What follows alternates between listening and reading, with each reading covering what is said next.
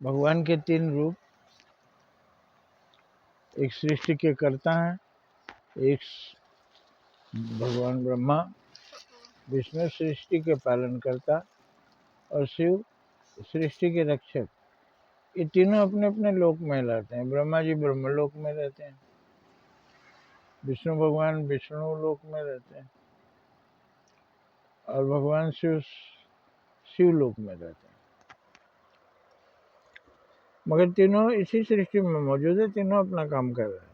जैसे एक देश में हजारों डिपार्टमेंट होते हैं, डिफेंस है, वित्त मंत्रालय है और तरह तरह के जितने सब इसी धरती पे उसी देश के अंदर काम करते हैं, उसी तरह इसी सृष्टि में ये तीनों लोग समाहित है, अपना अपना काम कर रहे हैं, तीनों कहीं अलग नहीं है। तो जो निर्माण का काम कर रहे हैं ब्रह्मलोक, जो सबके पालन पोषण का काम कर रहे हैं विष्णु लोक, और जो सुरक्षा दे रहे हैं वो शिव लोक में रहते हैं। ये तीनों अलग अलग डिपार्टमेंट इसी सृष्टि के अंदर है।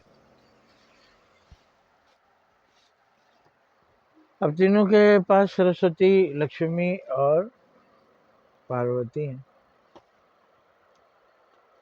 शिव के पास पार्वती हैं, विष्णु के पास लक्ष्मी है और भगवान ब्रह्मा के पास सरस्वती है।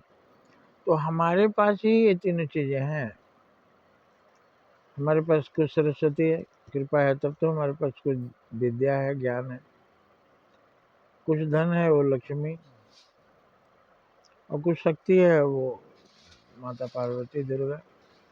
तो इन शक्तियों का प्रयोग हमें इन्हीं चीज़ों में करना चाहिए। अगर ज्ञान है तो निर्माण का काम करिए। कुछ निर्माण और विध्वंस दो होता है, तो विध्वंस में अपनी बुद्धि नहीं लगाना चाहिए। कैसे सबको बेचैन करें, कैसे सबको परेशान करें, कैसे सबको रुलाएं, कैसे सबको चिल्लवाएं, तो ये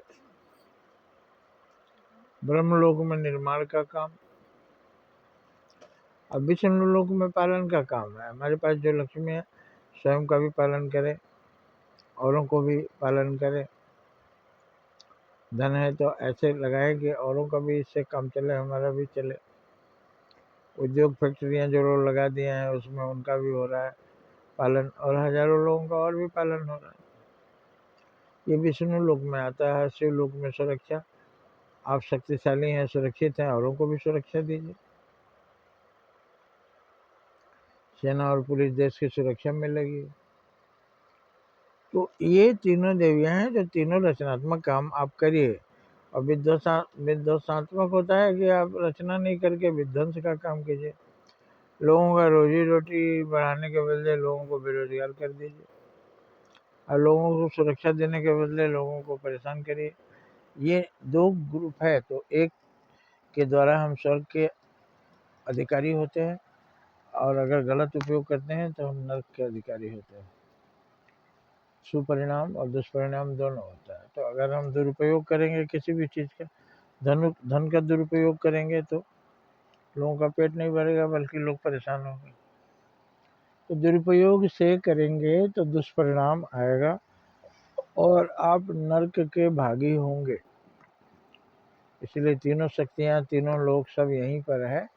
देखने के लिए दिव्य दृष्टि होना चाहिए, और वो मैं आपको दे रहा हूँ। जय हिंद, जय भारत।